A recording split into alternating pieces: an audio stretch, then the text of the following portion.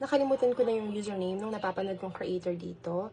I think it's Amanda. She's been having Greek salad. Like, palagi. Doon siya sumikat, doon sa Greek salad niya. Tapos, palagi ako nagki-crave. Kaya kanina, sinadya akong bumili ng ingredients sana para sa dressing. But then, I couldn't find feta cheese. Tapos, nakita ko to. Greek salad style, Greek style dressing from SNR. Let's try this. Sana gaya ko kahit man lang konting lasa. Well, nabuksan ko yun. Okay. I think this has olives, feta cheese, herbs, and, I don't know, spices. Let's see.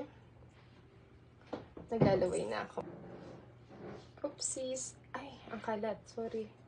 Punasan ko na lang yan. Kuha tayo ng cheese. Nakakapaglaway naman to.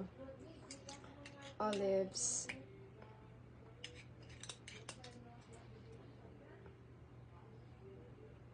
Okay. Let's eat. Thank you, dear God, for this food. Try natin pagsama-samahin lahat. Ito ay Japanese cucumber. Tapos meron tayong tomato, bell pepper, red onion. Tapos maglagay din tayo ng cheese. Okay, first bite.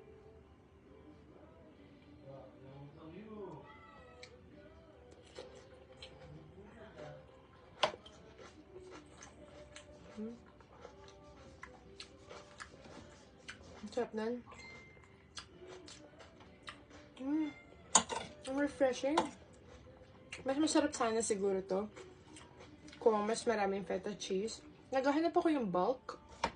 Pero wala kahit sa SNR. Bakit kaya? Kahit cottage cheese, hindi pa rin available sa SNR.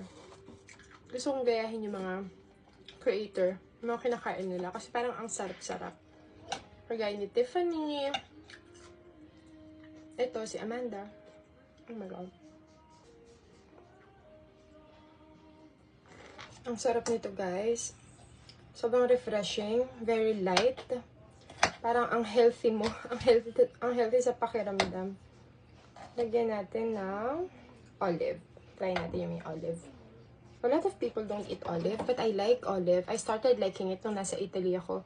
Kasi yun yung pinakapulutan namin nung nag-wine kami ng workmate ko.